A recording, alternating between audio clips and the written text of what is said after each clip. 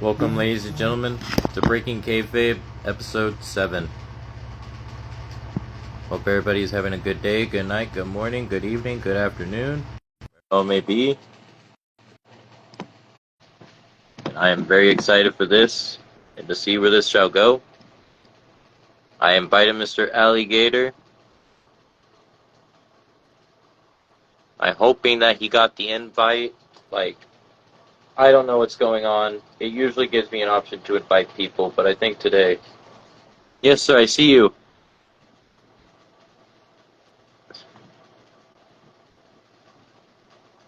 Yeah, it's like not even letting me invite you now. Like, it's like acting weird. I don't... Is there anything at all for you to send requests, like, at all on your screen? Like, at all?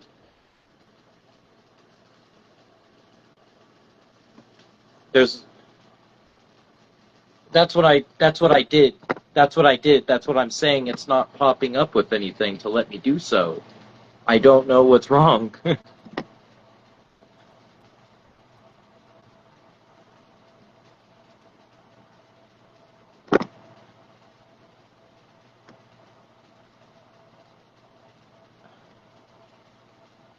This is really weird. I apologize, sir.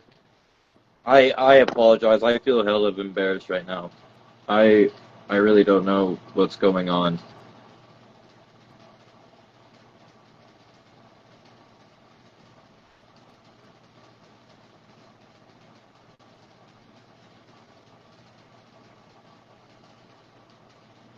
No, I get that. I don't know. I guess I'm gonna have to try to figure out what's wrong with it. If you don't mind, I'm gonna have to try to look at like what's wrong. I really feel embarrassed, sir. I will end this live, delete it. I've already deleted the other ones that I did. Um, I'm gonna figure out what the problem is. Okay.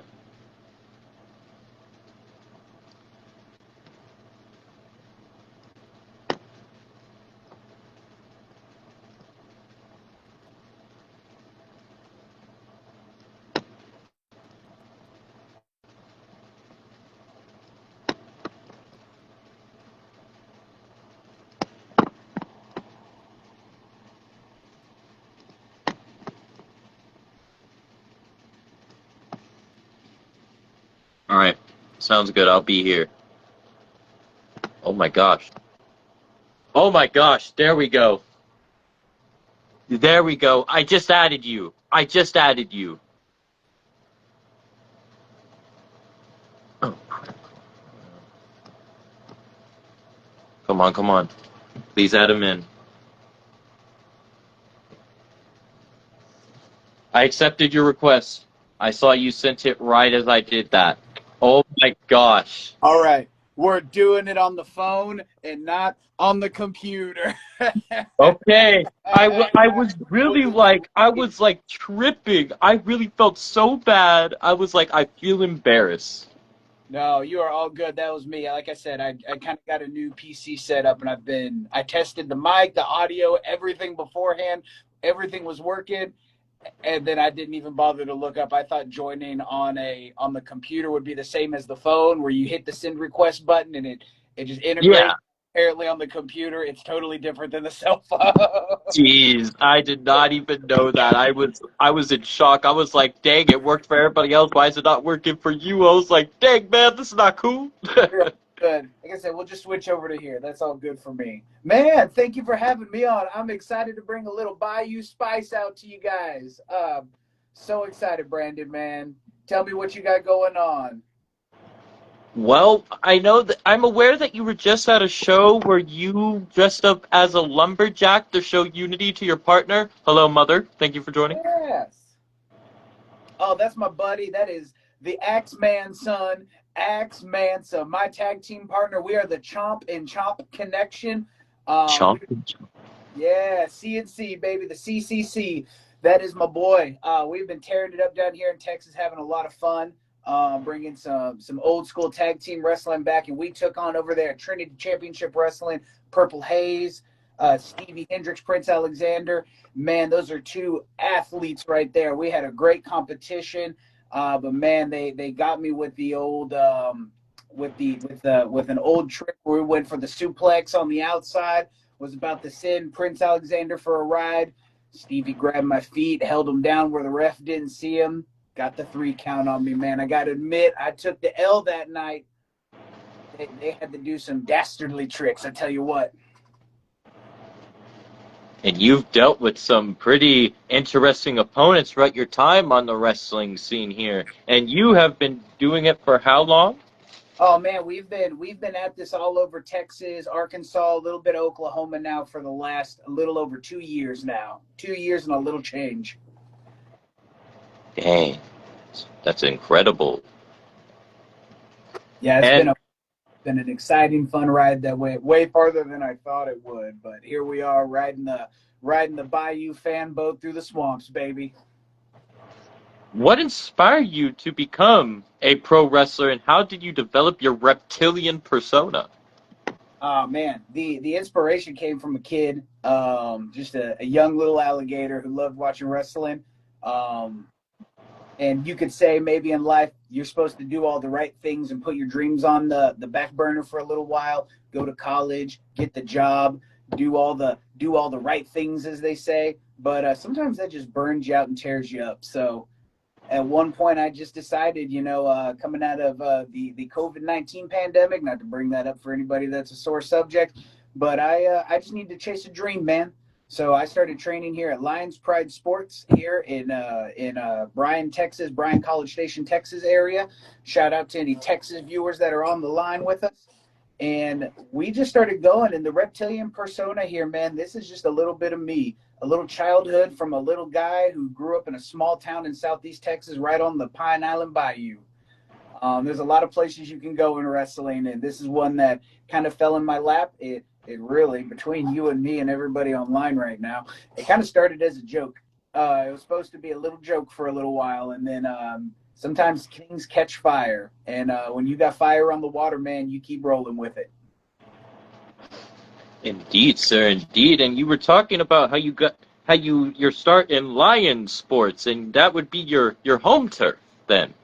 You could call it that. Yeah, that's Lions Pride Sports. That's where I trained at, right here in Bryan, College Station, Texas. A couple of those matches you saw were there. We've had some great tag team matches there with me and Axe Manson there, the Chomp and Chomp connection, getting into the rounds with Obsidian. Trent Mercer, Chris Chaos, another two set of excellent athletes right here out of Texas. Those boys are quick, they're fast, they'll tear you up if you don't stay smart, and they are great athletes. Chris is fast, strong, everything you're looking for in a wrestler, and Trent's got that amateur wrestling background, and if you give him an inch, he will take a mile tearing you up on the mat. I tell you what. I have no doubt there, sir. And you talk about the Texas scene, like, I just want to say your guys' Texas scene has grown so much. Like, I was talking about it with Izzy the other day on here and a few others, and it's crazy. Oh man, it's fire. If you are not bringing your A game every time you step into the ring, every time you step to practice, every time you step into your film study, you're not keeping up around here, man. Everybody, Izzy James, that's a great example of somebody who's just been tearing it up for years and finally getting everything he deserves. Other people coming up like Jack Calloway, Brick Savage. There are some great names. Purple Haze on the tag team side. We wrestled this last weekend. Some great, excellent, top-notch wrestling coming out of Texas, man. It's no joke. It's no joke. If you don't show up, if you don't bring that A game, if you're not bringing your best each time you step up here, don't worry about it, man. Don't worry about it. Go be the fan. Go be the fan. Can you tell us about the early days for you in wrestling, and how did you start to own your craft and perfect it? Yeah, man, the early days again. I think back to that last question you just asked. This is a great little segue right here. Show up. It was showing up to those practices 3-4 days a week. Anytime the doors were open, it was going in there and doing it. And again, just having to really change. I have to admit, I did not really grow up an athlete as some people. I did not have that background. I played a little football in high school, but I was not like a college athlete. I wasn't even like a varsity player in high school. I just kind of enjoyed the competition, but with wrestling, there's a level of excellence, especially like you were saying here in Texas. There's that level of excellence you got to get to. And the only way to get there is to grind, is to go to the gym 5 days a week, to be there in the practices, to learn the tricks, to learn the headlocks, to learn the arm drags, and just put the work in. And I tell you what, there was a lot of work put in at the beginning to try to catch up to some of these people. And I still got a long way to go, man. There's people light years ahead of what the Gator's doing. And with this time that you've traveled quite a bit around, I would say, from Texas, but you've also been to other places outside of Texas? Yeah, we've done a little bit. We've done a tad bit of wrestling over in Louisiana. We've done a few shows with Gladiator Championship Wrestling up in Arkansas. We've gotten to do one show up in Oklahoma. It's been around. Yeah, we've done everywhere in Texas. We've wrestled San Antonio, Houston, Dallas. It's a big state, man. There's another podcast with a guy talks about you can work in Texas and do, if you're looking at 4 weekends worth of shows, you can do a Houston, a Dallas, a San Antonio, and then go back to your favorite one and never leave the state.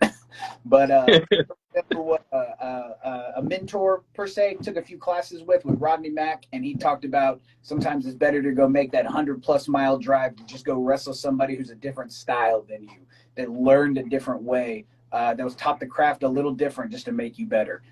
Versus staying in your same like 15-20 mile radius and just wrestling the same 15-10-5 whatever people over and over. So I took that to heart and tried to run out and get to some places, like you said, up in Arkansas and Oklahoma, Louisiana, and just make those ventures, make them car rides, get those miles in, and just keep getting better. How does the real life persona of the real life real you, versus the personality in your ring character differ?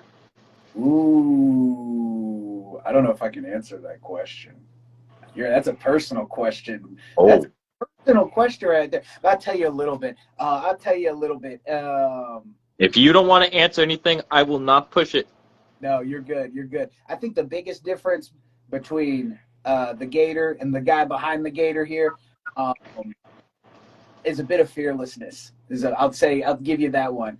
The man, if not a brave person. I gotta really summon up a lot of strength sometimes. But once you put the mask on, once we get into the warm up, we hit the gym, we get the body pump going and get all the muscles moving. The mask comes on, the Bayou man comes out. Something clicks, man. Something clicks, and all of a sudden, I'm ready to jump off the top rope. I'm ready to dive to the outside. I'm ready to do the cross bodies and whatever. And we get done, and I'm like, how did I do all that? I'm a coward. How did I let that guy pick me up and military press slam me? But there in the moment when the mask's on, the adrenaline's going, the crowd's yelling. Man, a different fearless guy comes out. A different feral and fearless alligator comes out ready to fight. Wow. And I think this is welcome, Gordon S. Spalding. Is this one of your friends? Gordon, hey bud. Yes, that's one of the Team Gatorr right there. That is every comment, every post. That guy is Gordon. Thank you for all. I appreciate every time I see you make a comment on something. Every time I get to see you at a show, buddy, you're the man. Thank you.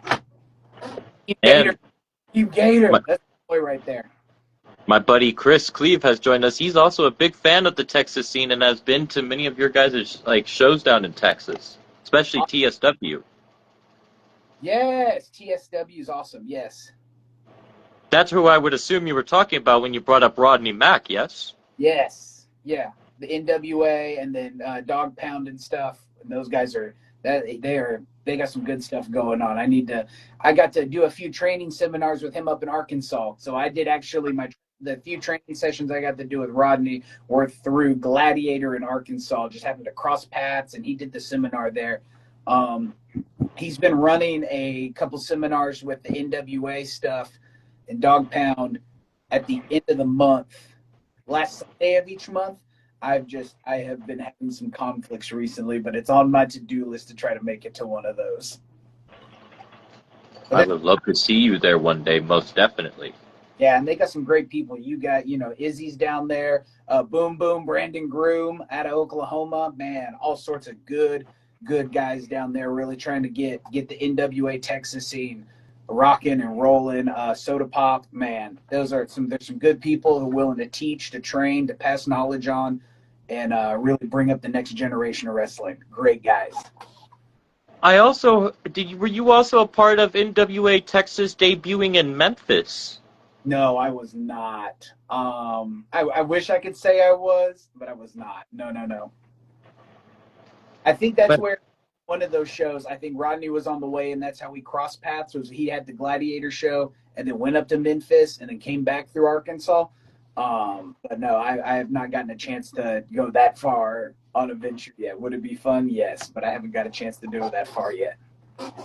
Could happen. You got a whole career ahead in my eyes. Who are some of your biggest influences, and how have they shaped your style? Ooh, number one. People go all over the place with wrestling here. Talk about Rock and Austin and all these people. Number one in my book, my biggest influence, and this might even throw some people off because it's the colorful mask, right? I get it. Mick Foley. Mick Foley was one of my favorites as a young man wrestling, as a young Gator watching wrestling. I will tell people this, and I'm ready to die on this hill. I will defend it. I've never seen a bad Mick Foley match, and I've never seen, more specifically, an unentertaining Mick Foley match. Even the matches in Japan, though they're wild. What would you say? Wild spectacles of wrestling. They're still entertaining.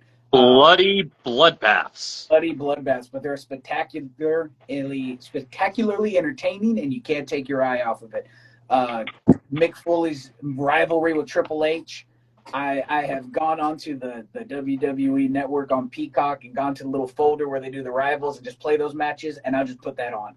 And I try to study Triple H because I can't get you through the game, but I find myself just stuck there, enamored by Mick Foley, no matter what iteration. Dude Love, Mankind, Cactus Jack, the manager stuff. I always laughed as a kid when I was watching wrestling as a kid and he was managing Raw. Every time I went to a backstage segment and I saw him walk in, it was manager Foley. I knew something good was going to happen and something crazy was going to happen. Bringing in like tables, ladders, and chairs.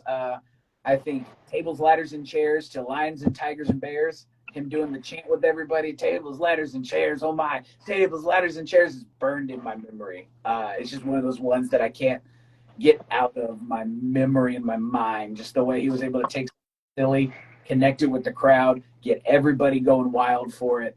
Man. But then on the flip side, I will always love the promo after he got reinstated on Monday Night Raw. We're on now SmackDown, and he does the transformation into Cactus Jack. That promo, again, is another one of my top fives I could just watch with I felt the cold water running down my head and watched the blood go down the drain. And then I'm going to get, Mankind's not ready to fight you, but I got a replacement. And he starts walking down and the voice changes and you're like, oh, here it goes. And the mask comes off, the shirt comes off, and just Triple H's reaction to he knows what he was about to get in for. Went Super Saiyan, what do I do? And you're like, oh, Mick Foley, number one, biggest influence. There's a few moves I hit by him. I do the swing and neck breaker like he does. Every once in a while, if you catch Gatorr in a bad mood in a ring, we'll do the running. I've also seen you do his DDT that he did. Yeah, that's there. That hasn't happened a lot. The double arm, it's in there. I don't go to it often, but it's in there. It's in the chamber when needed. But he's probably the biggest influence. When I mean just influence, number one, from the little kid who wanted to be a wrestler, Mick Foley. Another one that grew on me, especially as I started studying wrestling. And this is going to throw some people again. The Miz. I will say again, just being consistent in the ring, being safe in the ring, and being an entertainer, being able to connect with the crowd and send those emotions up or down, bring them to him, turn him away from him. The Miz is a master on the microphone and just that emotional manipulation, and really showed that like wrestling doesn't always need to be about the most athletic, big, crazy move. If you could keep that crowd right there in the palm of your hand your whole time, Upset. probably like the two that I find myself like if I'm sitting there and I'm in a match, I'm in a fight, and we're getting beat up, or I'm beating somebody up, and I'm going, what? Where do we go from here? What would Mick do? What would Miz do? Great perceptions. What's the story behind the name Al E. Gator, and how did you come up with it? So we're gonna rewind a little bit. Remember how I told you, I said this kind of started as a little bit of a joke. We're going to rewind to two of my friends, two wrestlers. We're at Alliance Pride Sports. You can find Zane Valero. And also at Alliance Pride Sports, you can find Gusano Diablo. And man, these two were putting some YouTube videos together, some little backstage bits, and they came up with this little skit they wanted to do. A little skit with a swamp monster who was chasing people around. We did a few of these skits. We had some fun. There was a slightly different mask than the one I'm wearing. And it just kind of, it was fun. It was a lot of fun. And then our trainer at the time, our coach, Houston Carson, said, I'm going to put you in a gauntlet match with that. You're gonna go out there and do it. And at that point I went, oh, I got to name this thing. It was really just a punny, stupid, like, what's a swamp creature? Alligators are in the swamp. I grew up in the swamp down in Southeast Texas. Forget it. Call it alligator, Aloysius Egron Gator. Call it Gator. And then we'll when in 2 months when this gets unmasked and this is all done, ha ha ha ha, we'll move on. And then here we are 2 years later, still doing this. And I love it. When I first saw your persona, at first I was like, oh my gosh. I thought you were a Mortal Kombat character come to life, I'm not going to lie. No disrespect, and it's no hatred. I was interested. Oh, Al E. Gator. And I saw you, and I was like, oh my gosh. I love this. I love this. I love the work. Thank you. Yeah, I get Power Ranger a lot. I've gotten Mortal Kombat character, but man, that's what I go for. That was when this started early on, and it just caught fire. And I thought, I guess I'm doing this for a while. We're gonna run with this, and then I've started embracing it a little bit more, letting that Southeast Texas side of me come out. That growing up down in the woods side. I kind of joke and talked about doing all the right things earlier in this podcast, like went to college, did all the stuff. I tried to run away from that for so long. Be like, I'm not some Southeast Texas dumb hick. I'm a smart man, I swear. And to just turn that all around to be like, I guess I'm going back to Southeast Texas silly man and bring that back. It's a journey. It's been a weird journey, but here we are, and I've had an absolute blast wrestling in Texas and every little place I can swim and crawl and claw myself into, man. You also call yourself the Bayou Gator? Ooh, Bayou Gator works. I think we've heard alligator. I've said a bunch of stuff sometimes. Oh, when you came in here, you talked about the Bayou, so I was like, oh, so where's the Bayou come into this? I'm curious. The Bayou comes from, and this is a real place. I am not making it up. Y'all are out on the West Coast. Don't assume things with this wordage here. It's the Pine Island Bayou, but it's not that kind of Pine Island, okay? Okay? You guys out in California. Never even heard of a Pine Island, if you really want my honesty. I'm not judging. Everybody has things differently. I don't judge here. Free speech. But yeah, no, it's a little place near where I grew up called the Pine Island Bayou. And that, again, where I talk about going back to me and finding the little kid who liked wrestling and developed into this. There was a couple of ventures out there to go visit my family and just go soak up that swampy humidity as I started working on this persona. But that's where the Bayou comes from, is Pine Island Bayou, Southeast Texas. You can look it up near Beaumont. But then after that, man, I usually like to tell commentators if they're doing live commentating for a match, they'll go, "What do you want to say about you?" I say, "Whatever you want, buddy. You can say I'm a real alligator wrestling people. You can say I'm a guy behind a mask. You can call me the Bayou Luchador. You could just say he's the big bad gator. You guys have full creativity, and one of these days I'm going to collect all those commentaries and I'm going to make a little book, and it's going to be the Adventures of Alligator on all the crazy stories people have said while in wrestling matches." I'll buy it. I'll Yeah. buy it. I'll buy it. Hell yeah. What sets your wrestling style apart from others? How would you describe it? Ooh. I would describe if we're gonna go right at the heart of it, I would describe my wrestling style as hybrid American. There's just enough of, some head scissors, some ranas, some crossbody swantons to hit some top rope moves, some springboard crossbodies, and some things to have just the littlest bit of lucha. But I have to admit, I'm not very athletic, but I'm trying to work on it. But there's just enough in there to have some weapons in the arsenal. But then after that, I think very classic American style. Be strong, and again, have fun with the crowd. Make sure every move, every hit, every slam gets that reaction and connection back with the people that are there watching, who paid money to be in that seat and watch each and every one of us. Can you walk us through your preparation and process for a match? How do you get in the right mindset? You kind of gave us a little bit of a description. Yes. Oh man, getting in the mindset starts with music. I got a playlist that is the Gatorr music playlist. Got some South Texas kind of rock and metal bands on there. Maylene and Sons of Disaster, He Is Legend, and two big ones on there.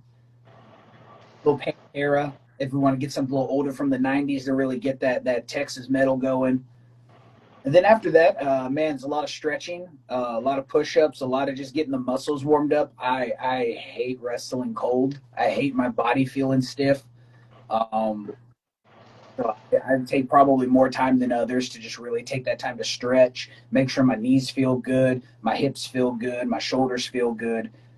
Just be loose, get a little bit of a sweat. I have found that I don't get the adrenaline dump during a match. You come out, you hit that curtain, let's go crowd, we're having fun, ba ba ba ba ba ba. You get into the ring, and you get that adrenaline dump of like, all right, now we're waiting for our opponent, or we're waiting for the commentator to do their thing, or whoever.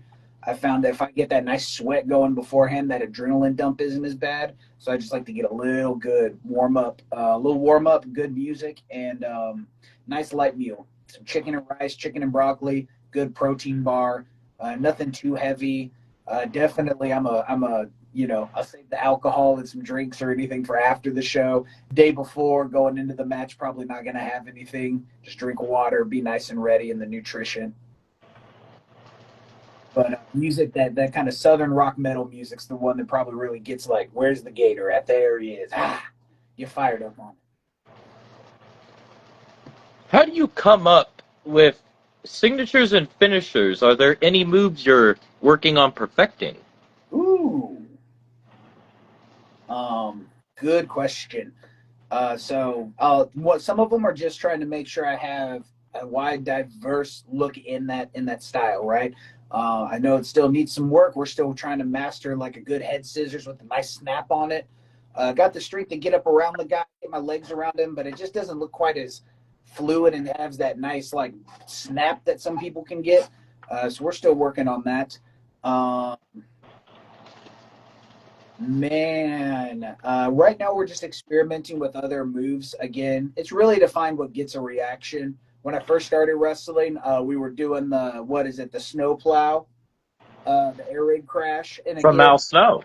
yes, and it's good, great move, awesome. But I think it gets done a lot, so there was times it wasn't getting the reaction I liked. there was then like incorporating a neck breaker, right? But a lot of people do like the LA Knight jump into it neck breaker, or the CM Punk and the twist and counter into it. But I found myself really liking that old, you don't see it as much, the Mick Foley neck breaker, where you have them like almost in the double underhook, but then you loosen one up and swing with the arm. Yep. You kind of have one arm when you're taking it up, going that way. You don't see that a lot anymore. And I found that one has just like a little bit better reaction. The crowd's like, ooh, that looked different, which is funny. It's the old coming back to being new. We've got the submission move, the Rings of Saturn, or the slaughter hook, as I like to call it. And yep, we keep that one in the chamber when needed. If we got somebody who's a little bigger than me, can't really overpower them, we'll get them down to their knees, take that shoulder out of place, and we're taking an arm back to the bayou to make some gumbo with, baby. You say loco, like as in the promotion? No, gumbo. Like the Oh, my bad. Gumbo is good. There you go. No, Loco's another great promotion here in Texas, though, man. What is that? Lowrider and his gang out there? They are. Mm-hmm. Woo. You're eyeballing that place, huh? Yeah, Chris Carter, Ledrick, great dudes out there. Absolutely they're doing that. I would almost say, they're doing that hybrid lucha style where they're doing so much of the flips and the theatrics and the athleticism that is just beyond cool to me. I always wish I was built like 30, 40 pounds lighter. Just to be able to keep up with that stuff. But they got some great stuff going on down there.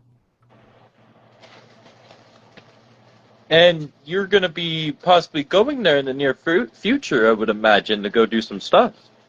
Nope, nobody's reached out to me yet. But hey, Loco, if you're watching, hit a boy up, please. I would love to see you over there at Loco and handle their style, because they are not just known for their regular matches, as you know. They're known for their crazy death matches at times. Oh yeah, that might have to be where Mankind takes the mask off and the other side comes out if we go into something like that. I don't know if I want to tear this guy up. It was more expensive than it should have been. But anything can happen. There could be something in your mind where you're like, you know what, maybe one time only, maybe nobody will notice, Maybe.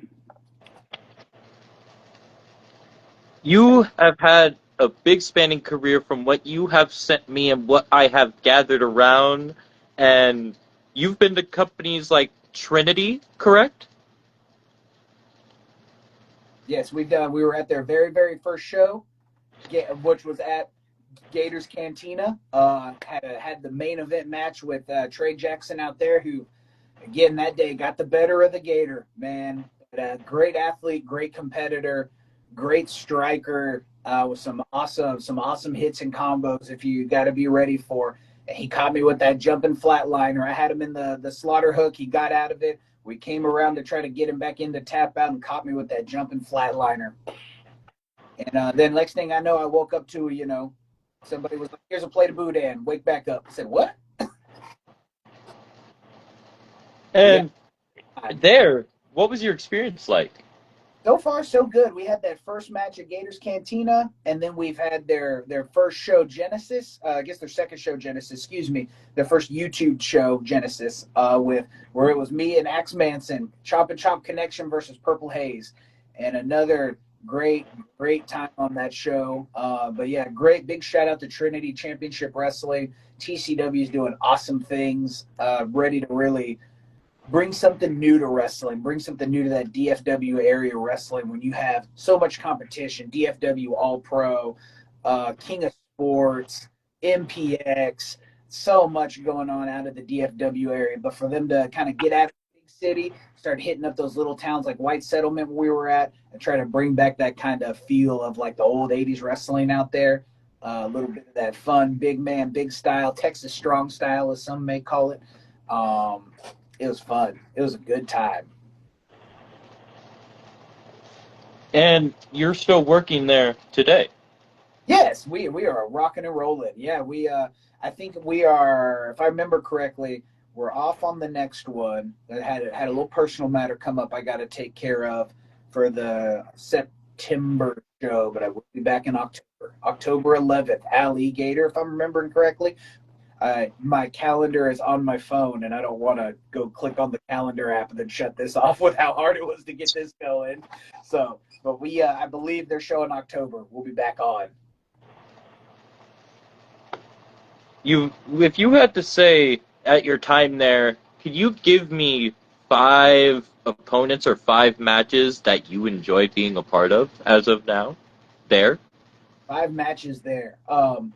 Number one, because this boy been running me for a minute, so I'm gonna call him out. Because a guy I trained with, guy that we just never got a chance to wrestle at Lions Pride, and we've just missed each other when we were at some of these other events in Houston. Alligator versus Jack Calloway. Jack Calloway. I want Jack Calloway. I want NBK, and he knows what that means. Number 2, I want my rematch. Austin Hirsch, you're coming back out there, and I want one. I need my match back with you. We had that match for the Lions Den Championship that did not go my way because you had to have your help from Obsidian, from Trent Mercer and Chris Chaos. You know how that match ended. I want to run it back. Mano a mano. Nobody on the outside, buddy. Nobody on the outside. Number 3, I'm going to put it out there.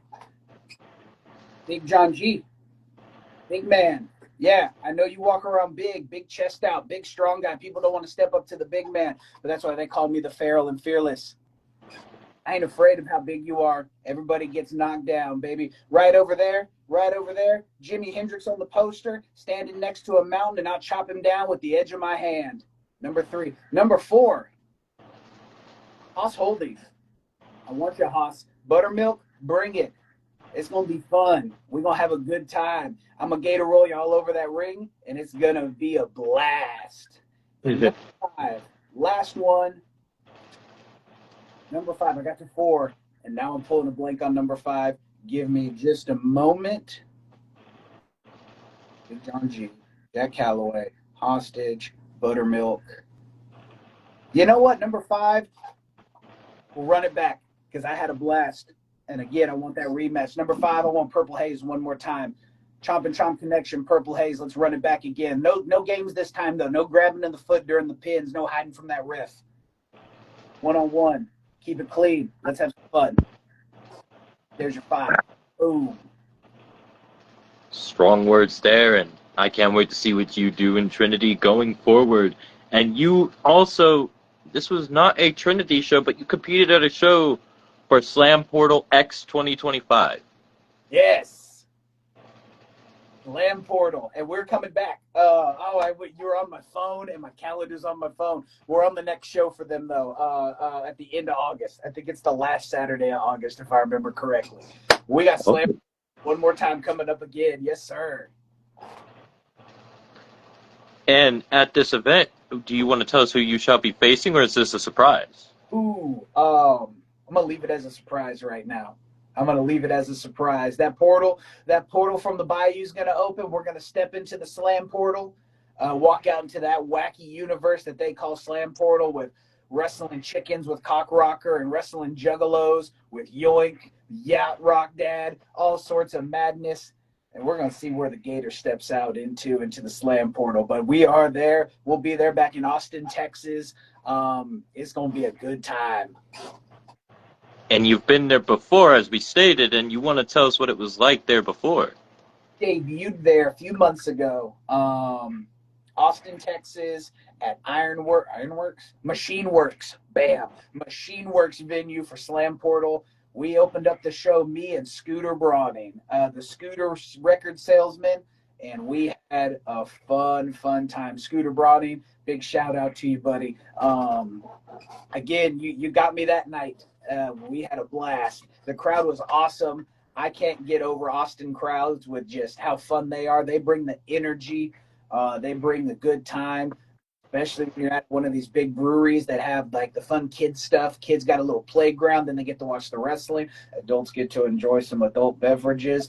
And man, you can't have a more family-friendly, fun event than something like that. Crowds are into it, kids and adults, everybody's having a blast. The energy is great. The locker room is second to none. You can't just I can't speak enough on Slam Portal. I got to be honest with you, there was a little while where I was kind of struggling in my heart on just like, man, wrestling weird. Slam Portal put some fire back into me on like, this can be fun. This can be people really enjoying themselves, egos out the door. We're just here to have a really good time and put on the best product possible. Blah, blah, blah, put on the best product possible to make sure these fans have a good time.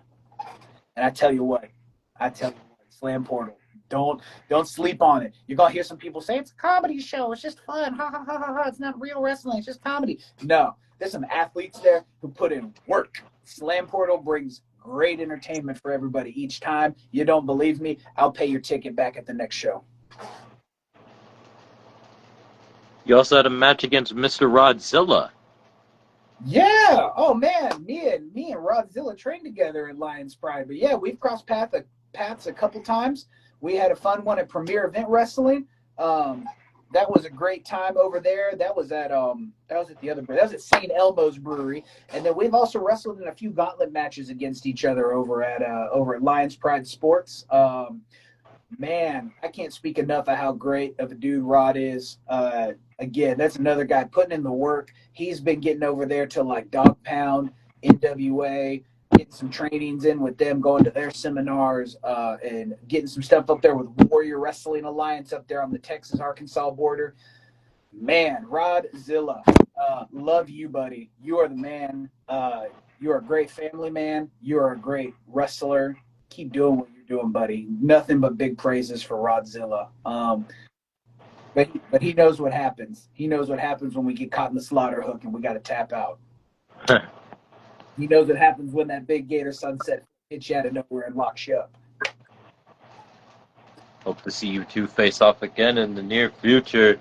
And you talked about Premiere, and you've been to Premiere quite a bit. But I got quite a list here of matches, and you've definitely had your run-ins with, and you've also teamed with this man, Axe Manson.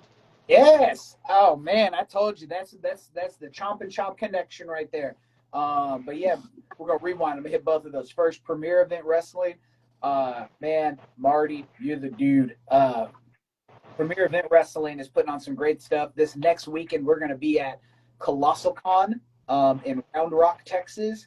At the Kalahari Resort. Really looking forward to that one. We go out there every year, last three. This will be the fourth time, I think. It's a big anime convention, and they just give us a little 2-hour slot to wrestle. And man, them anime kids, you get them in there wrestling. You got all the kids in cosplay, plus the wrestlers in our gimmick. And the energy and the wildness, they're here for a good time. We're here for a good time. All the judgments out the door, because if you say something crazy about me looking like a Power Ranger, I'm going to say something crazy about you looking like a One Piece character. We're all good having fun. Crushing it. Looking forward to keep working with you guys and everybody out there some more. And then Axe. Yeah, we've gone to war against each other. We've gone to war. And you guys are a tag team. Yes. We've been in singles matches, trios matches, one-on-one. We had a one-on-one at the Advanced Pro Wrestling. I think that's the match you're referring to. Yes. We've tag teamed against, again, version Obsidian multiple times. We had Purple Haze recently. Man, I can't speak highly enough about Axe Manson, a guy who understands powerhouse. Big, strong boy, and an entertainer. The crowd never leaves not having a good time, I'll tell you that much. He's going to bring you. He's going to hit you heavy. Them chopping hands that chop down red oak trees by themselves, they're going to hit you across your chest. And then when he rips that flannel off to reveal another flannel, and then he rips the flannel off to reveal another flannel, this ain't a joke. This ain't a joke. You listen to me right now. That man's like Super Saiyan level changing right there. That's Super Saiyan level 1, and then level 2, and then I start losing Dragon Ball Z at this point because I stopped watching around the Cell games. But like the one, and then there's like Ultimate God mode, and then there's like Super Ultra Ultimate God mode Blue 5 or whatever. Like every time that shirt and that flannel comes off, and if you get him down to the flannel singlet, you're in trouble. You're in trouble if Axe Manson's in the flannel singlet and the hair's down. You're in trouble. stay away from Axe Manson. He's got so much maple syrup going through them blood veins at that point. He's on a sugar rush. He's on the powerhouse ready to go. Man, Axe Manson, I love you, buddy. If you see this at any point, I love you, buddy. Thank you for all the road trips. Thank you for the matches. Thank you for the chops. Thank you for tagging with me. You're the dude. I hope he does tune in. It'd be an honor to have him on here one day, and this is such an honor, can I just say, to have you on here, getting to know your experience and your side of things. Oh, appreciate it. This has been an awesome event with you guys again. Sorry for the delay getting started. I was over That's here. technology, man. I swear. Technology hates us. It's okay. That's where I said, forget the PC. We'll put it on the cell phone. And you've had your fair share of partnerships, what it seems like, throughout Premier Wrestling, like occasionally with Verdismo and White Shadow. Oh, man. You've also faced Verdismo. Verdismo. Verdismo. Verdismo, the mascot of the soccer, the football, the football, not American football, the football mascot here in Houston, Texas. Big Green, Verdismo. Again, you see this, buddy. I love. Yes, he was one of my first matches actually a few years ago at Premier Event Wrestling when I early in figuring this character out. So we faced against each other, and then actually Kalahari. Oh my gosh, this whole story comes back to Kalahari we just talked about. So first time we worked at Kalahari, we were against each other. The second time we did W at Kalahari for Colossicon, we tag teamed up against with each other against End of the World Party. Yes. Yes. Oh man, and then we're gonna see what happens this next week. It might be time for Verdismo and the Gatorr to get Big Green back together one more time. But yeah, no, Verdismo is awesome. And White Shadow, that was kind of a unique event. You know what? I'll take the curtain right here. That's me pulling the curtain back. Don't tell anybody. That was actually the youth pastor of that church, and that was the whole event was him saying goodbye to the church. He was moving on to a new ministry opportunity in his life. They had this big outdoor fiesta event. Somehow Marty, the owner of PW, got in touch with them. They said, bring the wrestling, let's do it. And then he was like, can I take a body slam in the ring? I said, we'll do more than take a body slam, buddy, but if you want to get in there, crash course, and let you have some fun. And man, talk about a dude who jumped in head first for like 45 minutes of this is how you do a few things. This is how you do it safely. He jumped in there and had an absolute blast getting into that ring with Los Insanos. Insano 1, 2, and 3. Keeping an eye out at y'all at PEW too. Because I know what y'all do. I know what all three of y'all do. We haven't played no games. We ain't playing none of these games with those Insano brothers anymore out here doing that twin magical malarkey. Oh, damn. You've also had run-ins with Corvus. Mm-hmm. Going back to End of the World Party right there. That was another one with Premier Event Wrestling. Man, great competitor, awesome dude. End of the World Party, another tag team. I should have mentioned them earlier up there at Purple and stuff, and that's my fault not bringing it up earlier.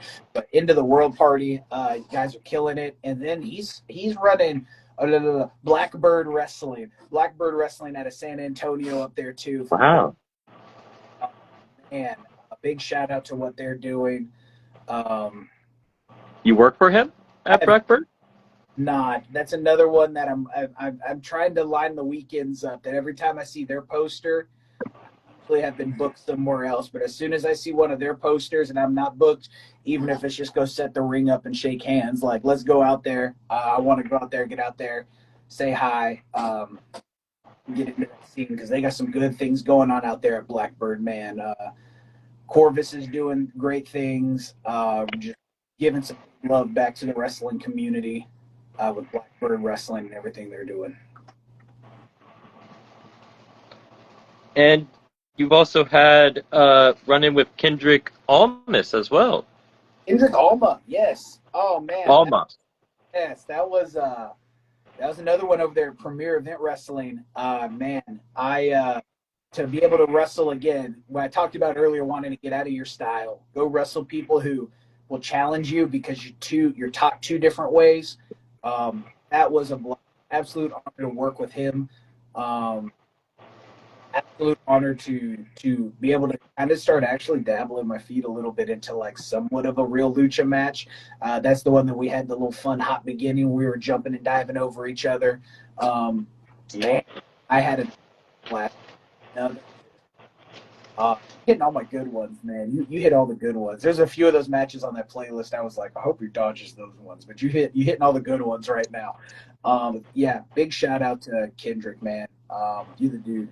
Keep doing what you're doing. Keep showing love the way you are. I hope we get to cross paths again, man. Well, I'm glad I'm able to bring back some nostalgia and some good ones. I got a list for the companies that I've seen that you've been a part of and that I was able to capture. And the ones that I'm listing off right now are ones that I have written down that I've seen and that I've enjoyed. And so this is just an experience for me, just to like get to know what you felt, and this is awesome for me. This is always a joy on Breaking Kayfabe. And you've also faced Exotic at the Dripping Springs. Got it. Dripping Springs. With PW? For Premiere.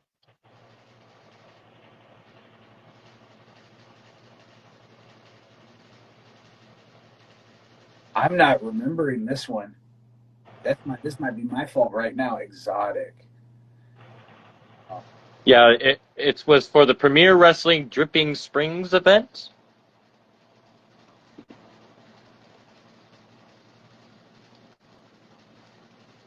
You stumped me on this one. I'm gonna have to go back in. I'm gonna have to go look through my playlist. Spark a memory right now. I'm pulling a blank on this one. I'm sorry. This one's all Gatorr right now. I don't You are all good. You're all good. things on the road sometimes. Do you remember Hit? I do remember Hit. Yes. Yes, we had that was a fun match right there. Yep. We've crossed paths a few times over there, Premier Event Wrestling. Another great dude coming out of Rhodes Academy, tearing up the San Antonio and Austin scene, man. He's gotten on AEW a few times. He was up there on one of the AEW events in a triple threat match where it was him, Shimbashi, somebody else, and I'm forgetting who the third man was, so I'm sorry. And I think they wrestled Dustin and the Von Erich brothers, if I remember correctly. Really? Yeah. Wow. Okay. Great dude. Another one who, you know, one of his kind words to me, one of those times we got to work together, gave me some big, nice encouragement words on little dude who was at the time still a little chunkier than I am now. I'm not saying that I'm in any great shape whatsoever, but I was about 15, 20 pounds heavier at the time, and just gave me some really nice words on be self-confident, Dusty Rhodes, be self-confident, go out there and just own your craft and be you. And it's like, yeah, I can do this. I'm still worried about the gut a little bit, but we keep hitting the gym and hitting the diet and doing our best. But really awesome, loving dude. Yeah, hit. Thank you for all the kind words, buddy, that we've crossed paths. You got yourself a question from somebody in the crowd here. Castigador Zoom. What's the question? What does it feel to be the first How does it feel to be the first reptile wrestler in Humans Cool Or? Are humans cool or? That's what it says. At the question right here.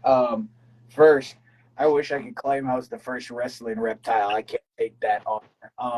I'm going to give that one to a long list of people before me.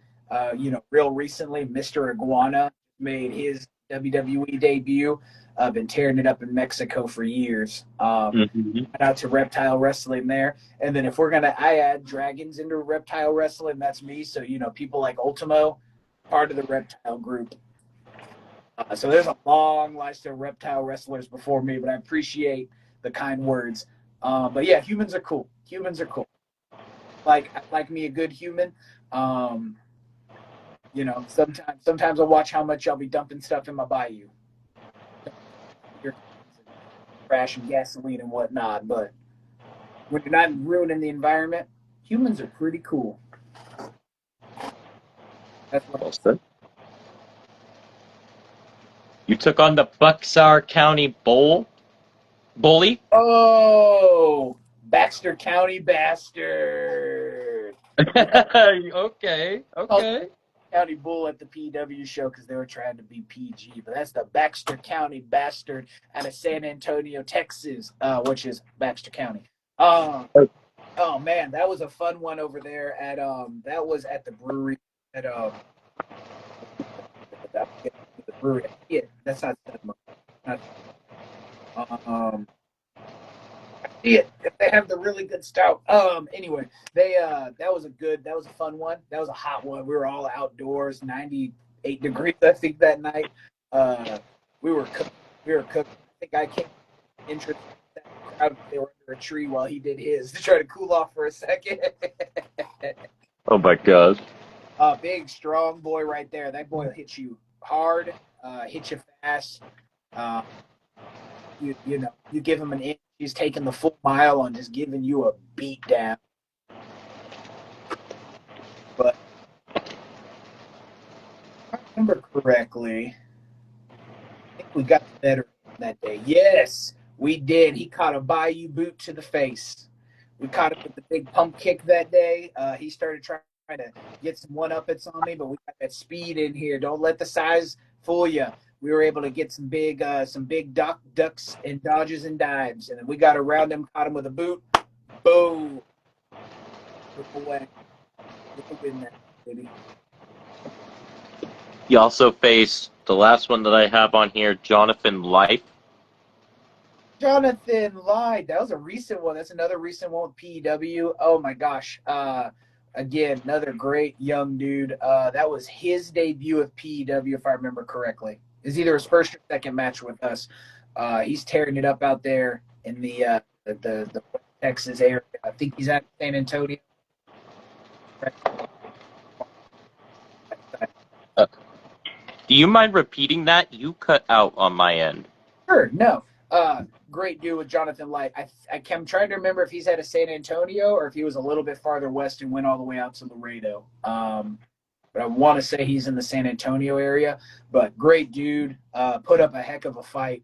That got to be one of those moments where I got to kind of switch sides there, where we were talking about earlier wanting to wrestle somebody like Big John G, where they're the big guy. That was one where I got to use my size and strength to my advantage, throw him around. But he was quick. He was quick like light, man, flying all over the place. But caught him up on the shoulders, hit him with the big total knockout. Boom. And big guy again, Jonathan. I want to fight you again, buddy. I want to cross paths with you. I had a blast. I would love to see that again. Freaking, I forgot to mention this earlier, and I have to ask because I know we were talking about Lions Pride, your home company base. You went by the name Aeliosis Egron Gatorr? Aloysius.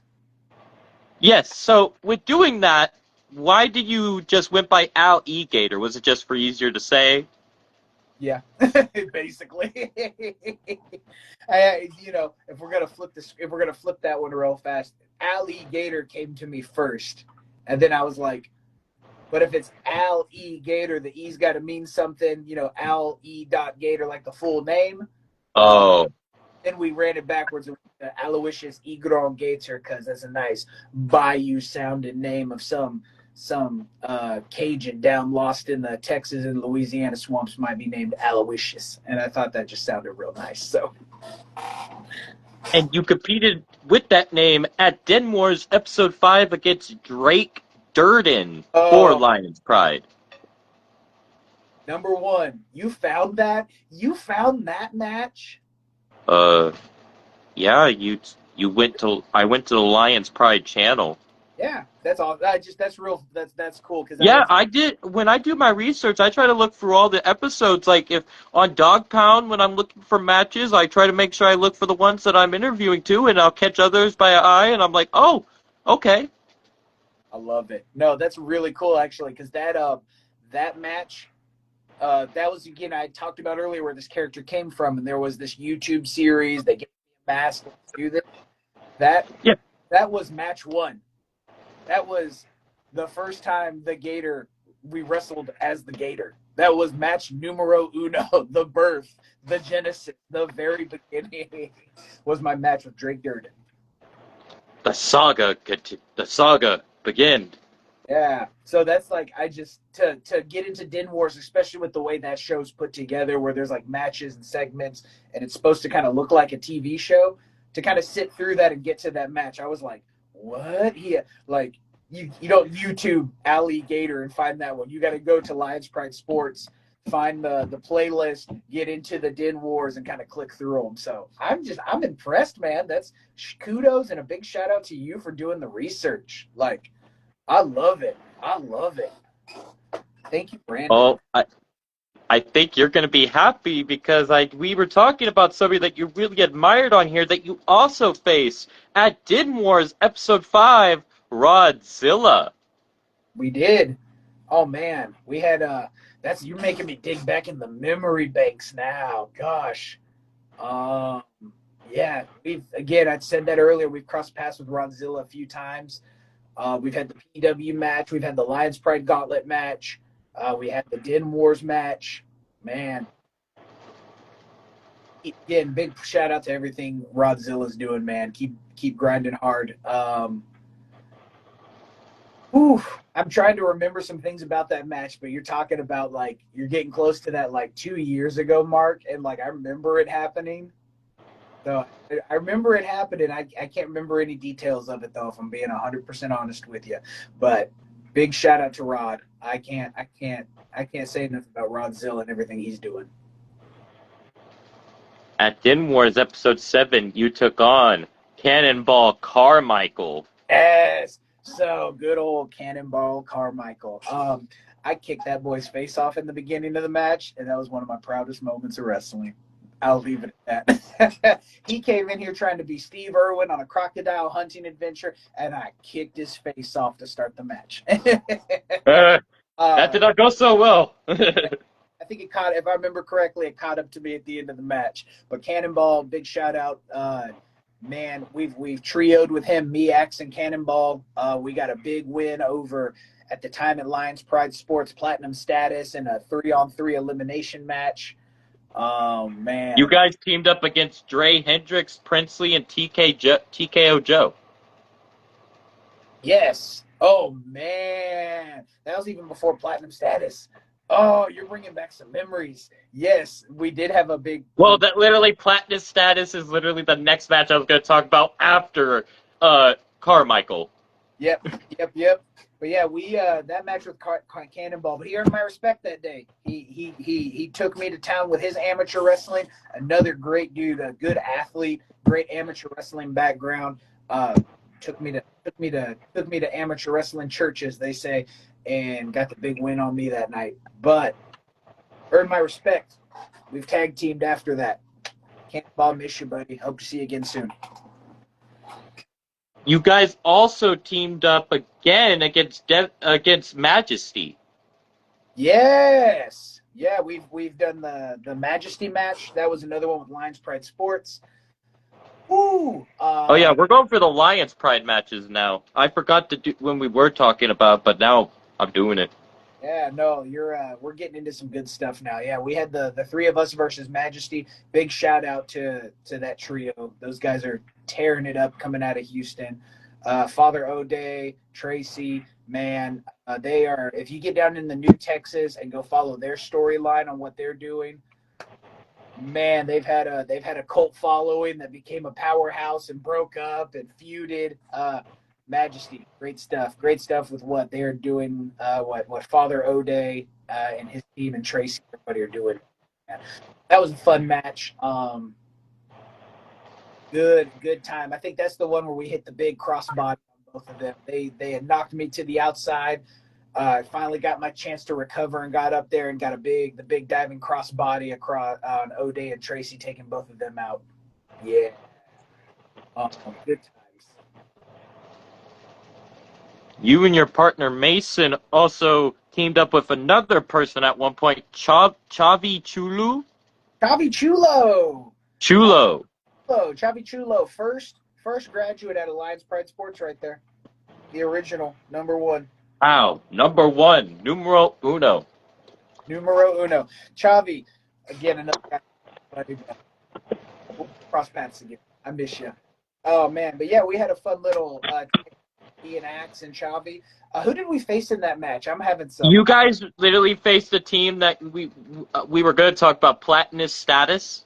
We did okay against Platinum Status. Yes, yeah, that was a good one. That was I think that was that was the one in Houston if I remember correctly. Oh man, yeah, good. Another good memory right there. Chavi having a little comeback to be able to get with his fans. He's had some personal things going on, been in and out. We're gonna see you again soon, Chavi. We miss you, buddy. Every time you show up to practice, you come in and show us why you were number one, the first one to graduate. Good man, right there. To be clear, you guys faced them twice, yes? Together with Chavi Chulo? I remember once, but maybe we did do two. Okay, because then it was a 6-person elimination match. That was Platinum Status, and that was me, Axe. That was you, Axe, and Chavi. Cannonball. Oh, okay. 3-on-3 with the elimination is me, Axe, and Cannonball versus Platinum Status, which was Mountain, Dre Hendrix, and Cool Daddy Denzel. Okay. Wonderful. And I forgot, I think you'll remember this one, Hostage Hirsch? Yes, that was the Lions Den title right there. That's the one that I want to go back though. That the trios match real fast, special one in my heart. That was a stretch. You had a nice little build up of two teams, kind of just very different identities and cultures and everything, but the way we clashed and brought a story together was a lot of fun. Miss you guys. That was, and then big shout out to Dre Hendrix there with Platinum Status, breaking off from them, is tearing up Lions Pride right now, doing some great stuff. Won their big gauntlet championship recently, and then finally getting out there, gotten a debut on New Texas Pro, starting to get out there in Houston. Don't sleep on Dre Hendrix, man. That dude brings it each time he wrestles. Big shout out to you, buddy. But that night, I think if I remember correctly, that final two in that elimination was me and you. And I believe you tapped out in front of everybody. Ooh. I'll have to run that one back. I would love to see that again. And Hostage Hirsch? Hostage man, a brother but a fighter. Man, that man brings Texas death and brings a gruesome horror movie to life in wrestling. And great dude though, great dude. But man, there's the paint comes on, the bullet hole goes in the head, and a different person comes out. And that's not somebody you want to be caught unprepared with. Even again, that alligator, the feral and fearless. We're coming back to that fearless. That man will shake you. That man brings a spooky energy that is not fun. But man, we had a great match, real good night, nice back and forth, and it took everything. It took him, it took Chris Chaos, it took Trent Mercer, it took the distraction, it took a push off the top, it took saving them. It took a double team move on the 1,000-yard stare. I remember very keenly how that one went down at the end, guys. Hostage, I want you again. I want you at TCW. Mano y mano, no games, no people on the outside, no Axe, no buddies. One-on-one with you. Well, you heard it right there. Challenge has been made. Let's see if Hostage accepts. And we are back to another 6-person matchup where you, Cannonball, and Axe teamed up against Onslaught. Oh yes, so now we're into Hostage with his friends versus me and my friends. Yes. That's Onslaught was Hostage, Trent, and Chris. That was a fun match here again at Lions Pride Sports, and I'm trying to remember if it was the first or second. I think that was the first event we did with Boys and Girls Club. Some big fundraiser event for a charity here, Boys and Girls Club of Brazos Valley. Shout out to what you guys are doing to help the community, helping this kids with big needs, showing them some love, trying to educate them. Big shout out to the Boys and Girls Club. Love what you guys are doing for our community. But yeah, man, that was a fun that was another fun one we had with those guys on the back and forth. I think that's where I have a couple fun clips of the big jumping clothesline on Clay on Hostage. On Hostage, man, we are. That was a fun night. That was also the debut of the Power Ranger here. That was the first time that live. But we had the couple big moves, couple big spots that just try to tell that story of three guys who love the crowd and love a good time and big colorful characters versus three spooky, this kind of spooky Wyatt-ish cult versus just three fun-loving guys, and we had a good story and a good time. We did come up short that night. I got hit on the outside and knocked out. And when I tried to get back in there to break up the pin, it was already over. Cannonball had been hit with that big 1,000-yard stare, that big high-low move that they do. It's a bummer. That was a tough loss. That was one that hurt for a little while because Hostage has gotten the better of me now twice. At least, no, 3 times. There's a Din Wars match, too, he's gotten the better of me 3 times. There needs to be that cycle broken. I need to get one up on this guy. I need Hostage Hirsch versus Alligator at TCW now. Oh, I need it. We need it back. I think the people would want to see that as well. I know I would love to see it. You also teamed up at Holiday Havoc, where you teamed up with Cargas against Guazano Diablo and Rocco Montana. Oh, Carcass, one of the recent graduates out of Lions Pride Sports. Carcass and Gusano Diablo. I mentioned him earlier in the story of how this mask came to be. And Rocco Montana. Yeah, that was very fun. We brought together a little Bayou voodoo. We were saying, the living dead wrestler and the alligator had to go down to New Orleans and get into some of them graveyards and really find my spooky self that day to get into the zone with Carcass and Gusano Diablo. Fighter, but boy, he'll hit you fast, hit you hard. He's a big influence of late great Terry Funk right there. So you got to watch out for him because he'll kind of be squirmy and wormy, but then he'll hit you hard, hit you fast. And Rocco, great physique, great look, great wrestling out of Dallas, man. Those two came together with this punk rock Hollywood story. We had a good time. Big shout out to both those guys. Gusano, love you, buddy. Rocco, you're the dude. Carcass, we gotta run back some of that Bayou voodoo again sometime. I would love to see that again. You have definitely had a storied career in the Lions Den on Lions Pride. I can't wait to see you go back there. Lions Pride Back to School Bash, 2 out of 3. You and Axe versus Obsidian. Oh, the 2 out of 3. Yes. Oh, man. Back to School Bash, 2 out of 3. We have been back and forth with these guys now for like a year and a half. We've done Onslaught. At this point, Hostage has broken off from Onslaught, so now it's Obsidian with Trent Mercer and Chris Chaos. Cannonball had also broken up from us, so we're back to just the Chomp and Chop connection. And we back and forth, a couple one-on-one with Trent at this point. Axe had a few one-on-ones with Chris. We interference in each other's matches. We just couldn't get this figured out, man. We could not get a clear winner, a clean W over anybody. So we laid it down. 2 out of 3 falls. And the third fall, we got to that last fall, no disqualifications. And that's where the tables came out. I was throwing chairs and stuff into the ring. We had the zip ties. A little bit of that Mick Foley side man came out that night. I may have let the wild man out a little bit. Yeah, man. The Gator got loose a little bit more. Yeah, Gator tapped into a little cactus and got a little fierce. We had a good time though, and then that ended though with Obsidian on top, taking I think Axe took the power bomb through the table. I got splashed through a table. They got the big win on us, but it took everything. It took everything from them 2 boys.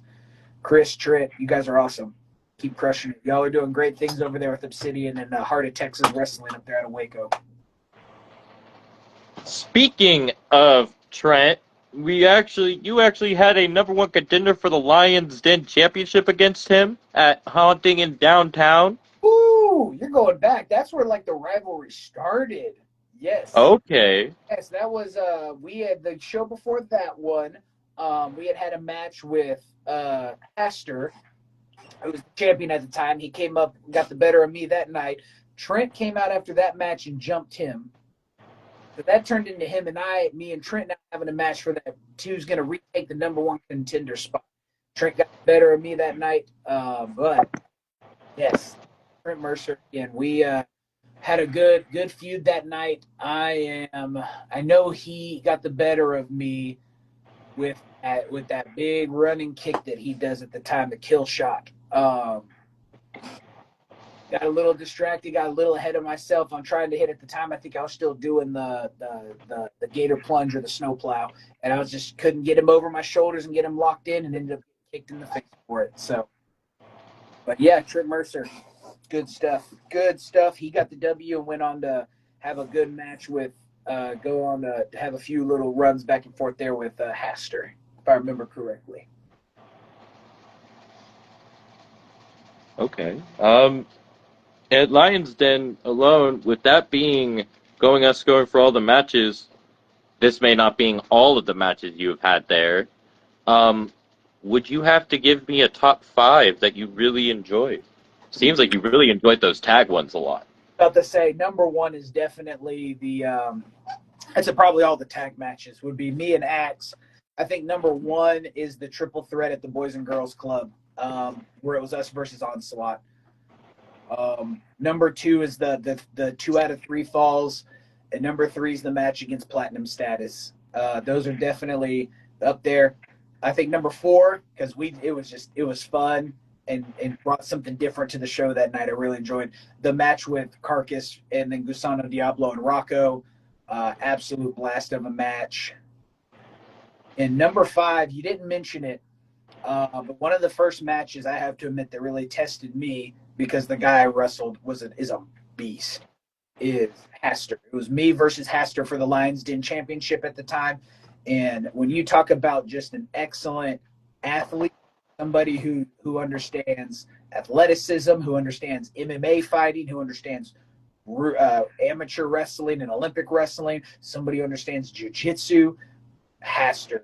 And boy, that was a test. That boy kicked my tail. But we put up the best fight we could, trying to stay on top with him. He got the better of me that night for sure. But I really enjoyed that match. That's a special one to me because that's one of the first matches that we got to the end of. And I was like, oh, I think I can do this.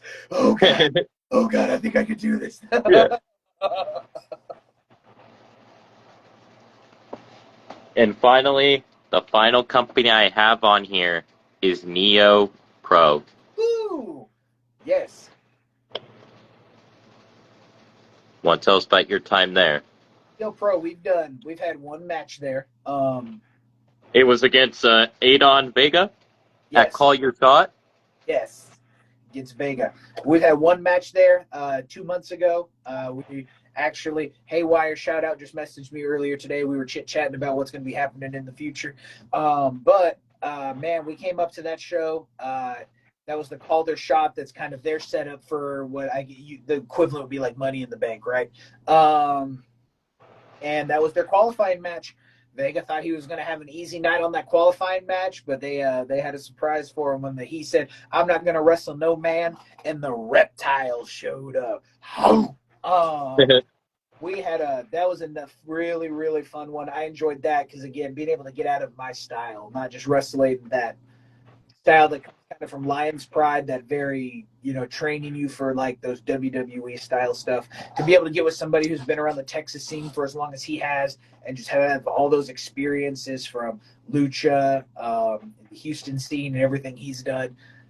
It was just a fun way to test me and had a really good time. But yeah, I took it to him on a fight. We had a little comeuppance there. We had him in the slaughter hook, had him right there to tap in. He was able to roll me up for the pin. We got out of it, and it took everything. He had to hit me with the big 3-piece combo and drop me on my head with that big package pile driver. But that's what it took to knock out the Gator that night. Gator does not go down without a fight. And in doing that, I would like to ask you, sir, It could be somebody you faced before that you want to face again. You've already talked about your interest in refacing people. But tell me 5 people you maybe have never faced that you would love to step into the ring with. Okay, I can run you down on that one. I'll run you down on that one too. The first two, because I've trained with them for a little while, and I like them both, and it'll be fun. I'm gonna bring back Jack Calloway. We have never gotten a chance to crisscross, and I want some Jack Calloway. Uh, Number two, big rising star. He's in Texas not as frequently as he used to be, but I remember working out with you, buddy, when we were starting off in that gym. And big shout out to Shimbashi and everything he is doing and absolutely crushing it in Ohio, in Mississippi, and just everywhere he goes, man. This dude is all over the place and truly becoming a journeyman of the game. We never got that chance to crisscross when we were in the gym together. I'd love to have it still. Three more. Oh man, you're hitting me with the three more. Have to admit I'm a little bad about this because I kind of just show up and whatever's given to me is given to me, and I try to make the best story I can. But if there's 3 people in Texas I really want to wrestle, 3 more. Roxo. We have worked together at PEW. We've worked together out at Laredo. We've never had that one-on-one match though. I'd love to be able to have a good one with you, buddy.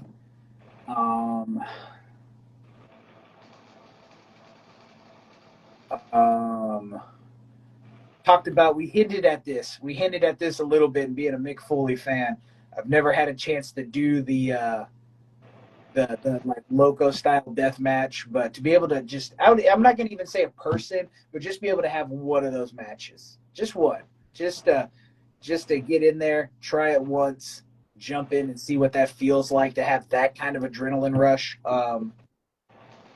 If I'm going to do it though, man, I think I'd have to, to be able to do that with Insano, that'd be a fun one to really test my mettle and have just something very different but very fun. Number one. Last one on this top 5 of people that I haven't got a chance to wrestle yet that I really want to.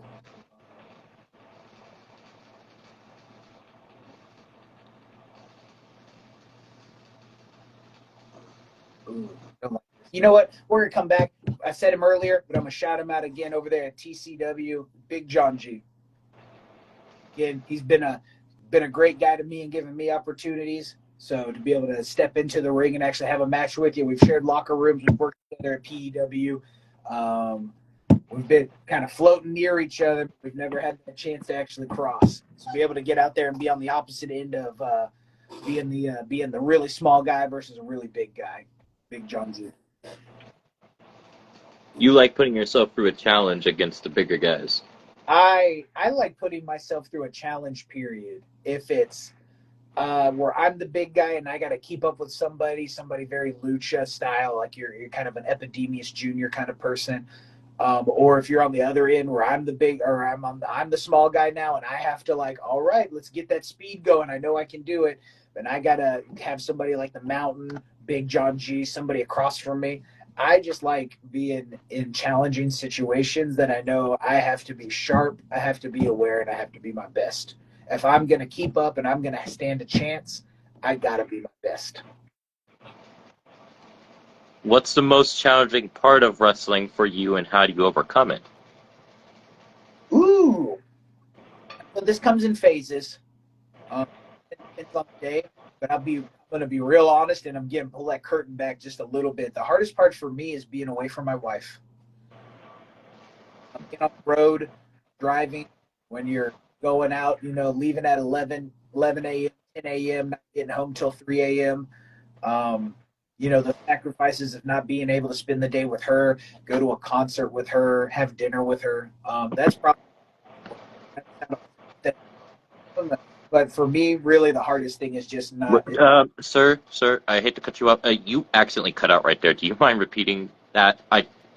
Yeah, we'll rewind. Okay. It. No problem. Again, the hardest part is just being away from my wife, being on the road, missing her, not being able to spend quality time with her. That's probably the hardest thing for me about it.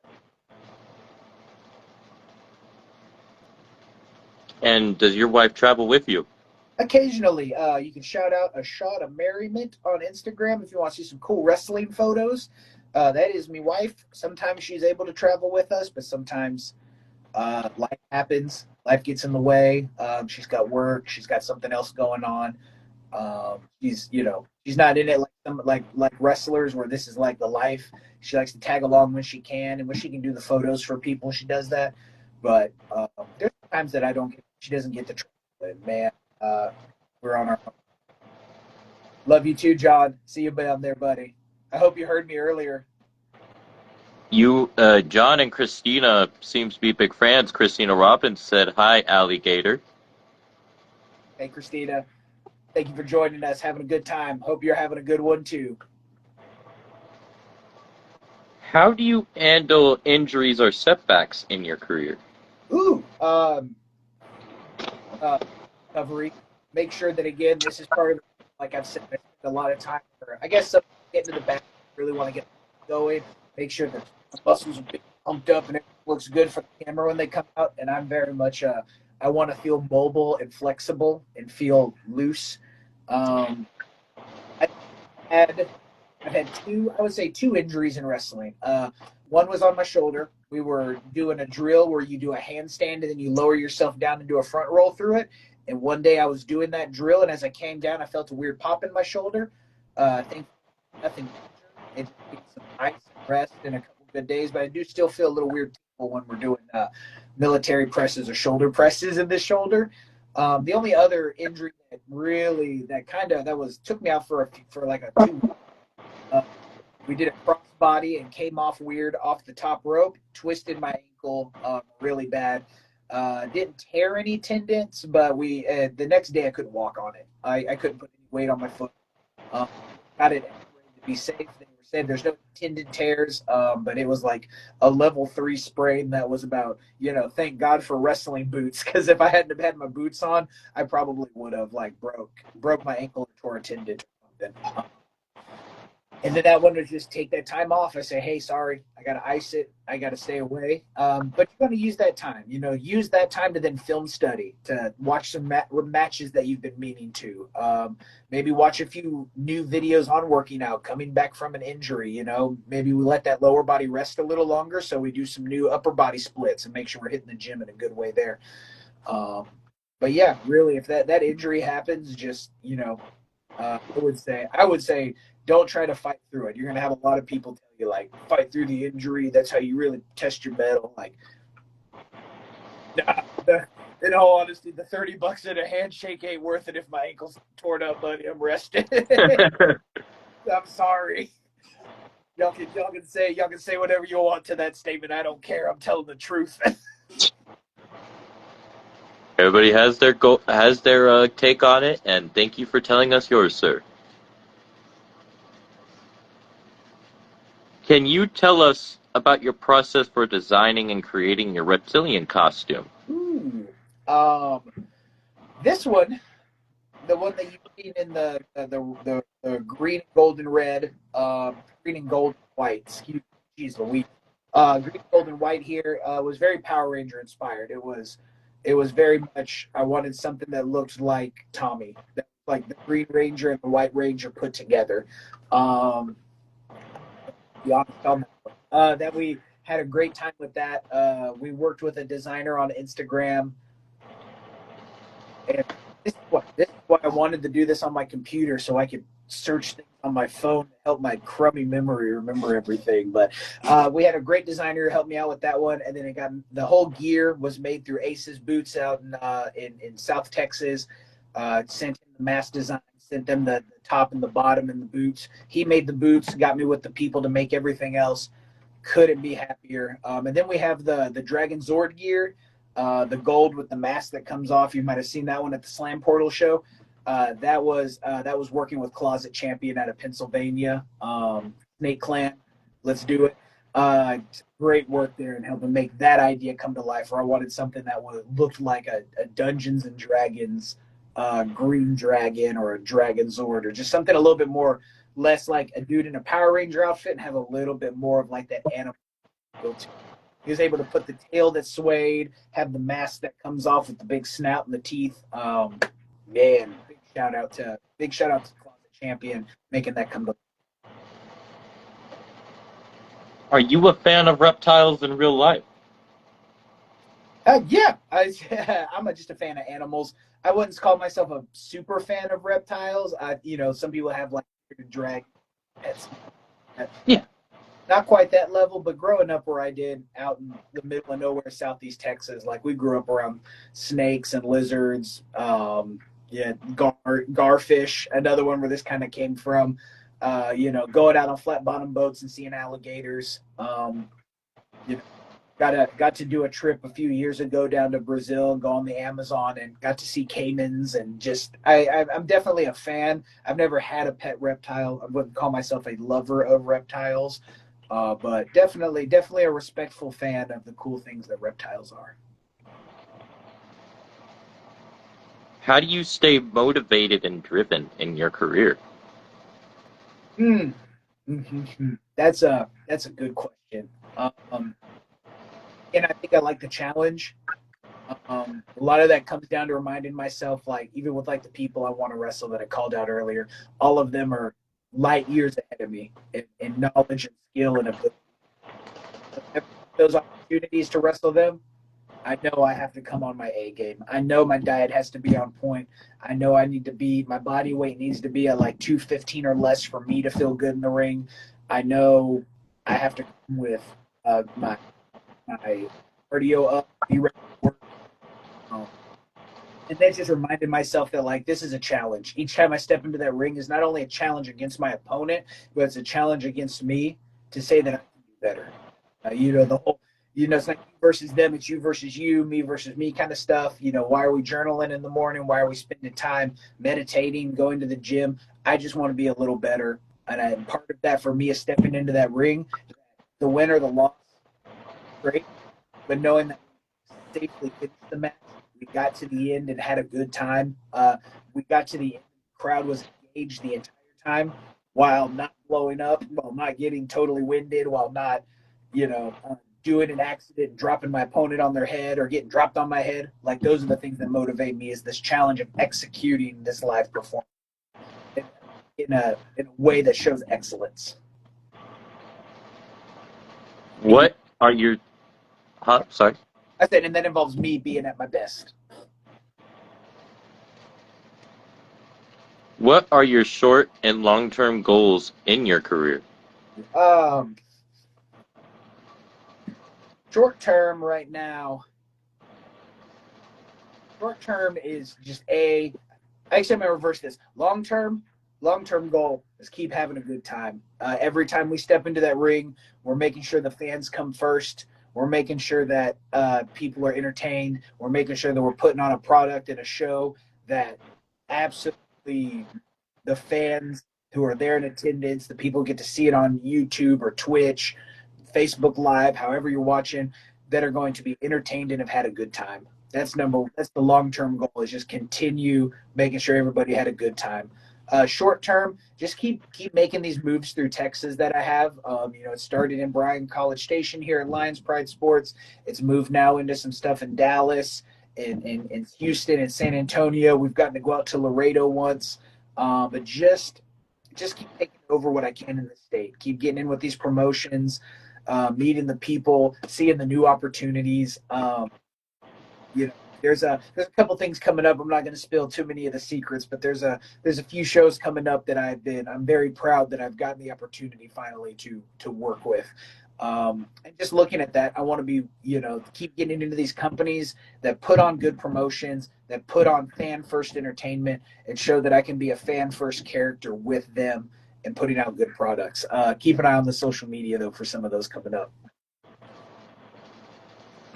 Most definitely. I like to help ensure I'm promoting most of there's a lot of wrestling companies I share out their stuff for, and it's an honor for me to try to help out in some way. Thank you. No, hey, we all work together in this, Exactly. Yes, that's how it goes. We fly better together than we do apart. Are there you've talked about your aspirations for certain promotions, Would you like to tell us any other promotions you have aspirations for going to or rejoining, and titles that you are looking for? Hmm. We'll start with shows I'd like to be on. There's a couple out of the Austin area I've been keeping my eye on. One of those Inspire. Things really soon with that one. We've been in some good contact. Um, Inspire's definitely one that I would love the opportunity to be able to work with and see what happens. Um, at Loco, I'm gonna say Loco, and put this into another category too of just like I don't know how to put this. If I say something crazy, I'm real sorry. But like a real lucha show. I've been on a shows with a few guys who train that style, but I've never had the opportunity to really like be on a lucha show. So to be able to do something like the Sunday night lucha show that's out of Houston, the Coliseo, um, go back to Laredo, be able to work out there with those team again. Um, there's some other just kind of that style in general. I'd like to be able to jump into a little bit more and really test myself with. Uh, if it's those opportunities to like try to get some time off the day job and go train out there for a week or something. And then titles, the PEW titles escaped me a few times now. Ty Shane has that title right now. I'd like another shot at that from him. Um, and if we ever get the opportunity, I've really been proud of what Slam Portal's doing. If we can climb our way up there to Space Tiger Junior and Space Tiger Junior Junior, those probably two that mean a lot to me right now. That I'd like to represent that company, carry, and I think are doing great work that just shining in the state well.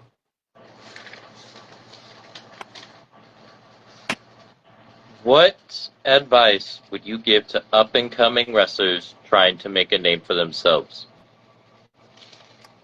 Two pieces. Number one, research the school you go to. Go train at a facility, a reality of wrestling, a Lions Pride Sports, an AAPW, an MPX. Go train at a facility with people. Uh, in, there's some great backyard people. I don't want to that too hard. Some people will. There's some people who take it very seriously and learn that craft, and you can't deny that. But I would tell anybody go to an actual legit school with people who have been to WWE, been to AEW, had multiple attempts to be there, got to NXT, etc. Learn from the professionals who understand the history of this product, who can trace their lineage back to key people in the industry. So do your research. Go to a school that's creditable. That's going to teach you. And then number two, show up. Do the work. Training, and some days you're going to wake up and be like, my back hurts. Them first 2 weeks of bumping, they're the worst. I ain't even going to sugarcoat it for you. It's rough. The first time you start taking clotheslines and punches and getting punched in the jaw and elbowed in the neck or whatever, and you're like, what am I doing to myself? Just tough through it. Keep showing up. Don't wake up and go, like there's a difference between an injury and I'm sore, and I'm going to address this. If you have an injury, I did something and I can't move my arm and something's wrong, take some time to like rest. But if it's just like that general like, oh, my back's sore, I'm not feeling it today, my day job really wore me out, I had to work 3 hours of overtime, tough to quit. Really, like know where your body limit is, hurt yourself. But if it's the mental game, your mind will try to quit on you before your body does. Power through the mental game. And show up and put in the work. That'd be my two pieces of advice. Thank you for that, sir. And I do have two questions remaining, but before we get to those, there is one more company I forgot to talk about with you that you've been a part of. Okay. Riot Wrestling. Riot! Yeah, buddy. Yes. You were part of a Steven Stellar showcase triple threat between you, your partner Axe, and Prince LV or Prince Love. Princely. Okay. Yeah, buddy. Oh, this is a fun match. This is one of those ones that another one that in my like I would put this one in a top five too. I should have put this one in that one of those top five spots. Triple threat with my buddy Axe, my best friend, Prince Lee.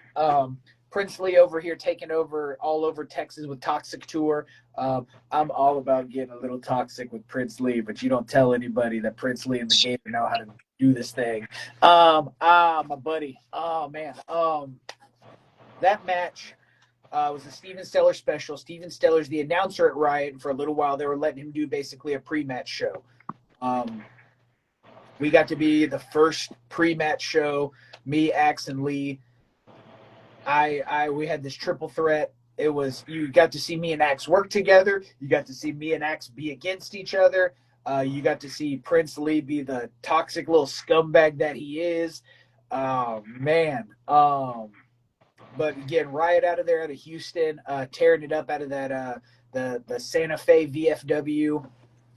We are going back next month for their show coming up soon. I think they're having an elimination gauntlet tag going on. Trying to remember exactly. I think we're gonna be making our way back out there soon. There's gonna be somebody's getting Gatorr rolled out there at Riot really, really soon. But can't speak enough of that company putting on again awesome family first fun entertainment and just experimenting. I enjoy that Riot is willing to experiment. Some people will be like, we know how our show works and we're going to just keep like certain styles of matches. They don't mind going in and grabbing like the Chris Carter and Ledrick and bring a loco match onto their show.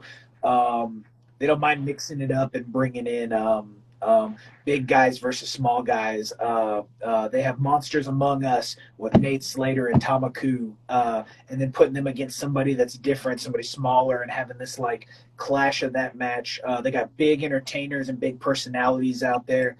That is a wrestling company that really understands what the circus, the three-ring circus of wrestling is. You're not just going to get your cookie cutter wrestling match each time. You're going to have some hardcore. You're going to have some personalities. You're going to have some technical wrestling. You're going to have some high flyers. Man, Riot's killing it. Good stuff that they got going on. Thank you for shouting them out. Thank you. Anytime. And I have one more match actually down from from Riot Wrestling that you may also be a fan of when it came to Ain't Afraid of No Ghost was another triple threat featuring you, Mad Max, and Shadow Dragon. Shadow Dragon. That was Shadow Dragon's debut. Oh man, well, we had me, Mad Max out of Texas All-Star, training out of there. Shadow Dragon trained with Necro Butcher up in the Amarillo area. Good stuff. Really, really fun little triple threat match we put together there. That was an interesting evening to have an MMA fighter, the alligator, and a shadow possessed demon wrestler. That was talking about big personalities in the ring at the same time. Big Clash of Titans. That was a big Clash of Titans right there. How do you stay engaged with your fans, and what's your favorite way to connect with them? Staying engaged is just making sure that for me, it's just making sure you spend that little extra time to really make contact, right? So that could, you could be really simple with that and come out and do the Gatorr chomp, get everybody chomping. But then I make sure that I always take that extra step or two. If there's a kid up in the front row, make that eye contact with them. Get down and not just like, hey, kid, whatever, but like get down on their level, right? Get down and make that eye contact with that kid. Like, what's up? Fist bump. Boom. You having a good time tonight? Yeah, great. That's awesome. What's your name? What's up, Billy? And like making sure that like I get, sometimes there's the Rock said, know your role and shut your mouth. I understand. Yeah. A little bit of a kid's gimmick. We're here to have fun. We're this big, colorful character. So just making sure that I spend my little extra time to connect with the kids. High fives, fist bumps. I have little Gatorr bracelets that I give out. I'm unashamed to say that like this is a fun kids gimmick. This is not a hardcore gimmick. This is not a gimmick that like I've been wrestling for 35 years and like we're just here to have a good time. We're here to entertain you with the kids, entertain your whole family. There's a podcast I was listening to that talked about you win over the kids to win over the mom to win over the dad, right? If the kids get engaged and they have a good time, mom's like, oh, they're out of my hair. Thank you. That's my job. I'll let somebody else come in and be the one that's like, I got a six pack and I'm a chiseled god and I look great. And then wife's like, oh my, this is fun. And then dad's like, cool, I got a $5 beer. My wife's quiet and the kids are over here being quiet. This is the first piece of quiet I've had in years. Like, I'll let somebody else, finish up the cleanup on getting the whole family in. But I know mine, get those kids engaged. Now, we have made it to the final question I ask everybody on the show. What do you want your legacy to be, sir? Man, I want my legacy to be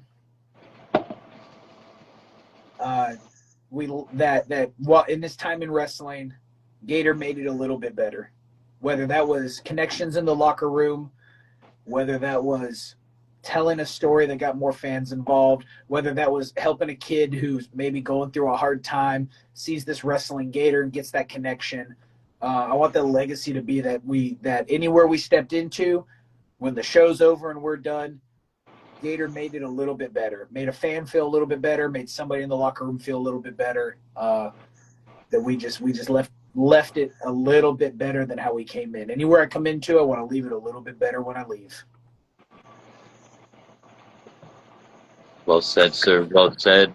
And thank you again for coming on here. It was such an honor. We hope to have you again on in the future. Is there anything you would like to say before we get off? Man, thank you guys, everybody who hopped on. Thank y'all for joining us. Thank you for letting me onto this podcast with you, Brandon. This was a blast to just be able to be interviewed by you and just bounce these questions off. Find me on all the social medias. Most of them are Southeast Texas Pro, SETX Wrestling Pro, TikTok. Also, you have a YouTube page. Yes, there is a YouTube page. Anytime that I wrestle a match that they put on YouTube or give us some film, it'll be on that YouTube page. But yeah, find me on Instagram, find me on Facebook, find me on TikTok. I stay off Twitter right now just because I can only take so much political madness in my life, and that one's just a little too much right now. We might hop back on there in the future. But that's where you can find me right now. TikTok, we keep the fun videos. Do some highlights with the editing. Instagram's a little bit more just promotion and pushing stuff. Facebook's definitely just what are we doing. But yeah, find me on those social medias. That's really the only thing going on there. We'll see people if you're in the Texas area. Come out to Round Rock next week. ColossaCon PEW. That'll be next week, next Saturday. If anybody out there in Texas is watching, you're looking for a fun anime convention to go to, as well as see some pro wrestling, come out to ColossaCon. We're going to have a blast. You hear that, ladies and gentlemen? Go out to Colossal Con if you want to go part of the anime madness, is what I'll call it. Sounds fun and entertaining all around. And this man right here is fun and entertaining. Please go check out his stuff on his YouTube channel and check out the companies he has been a part of if you were wanting to do more research into this man. Thank you again, sir. I hope you have a great rest of your day, and everybody else have a great day, good night, good morning, good afternoon, and peace out. Love you guys. Thank you for joining.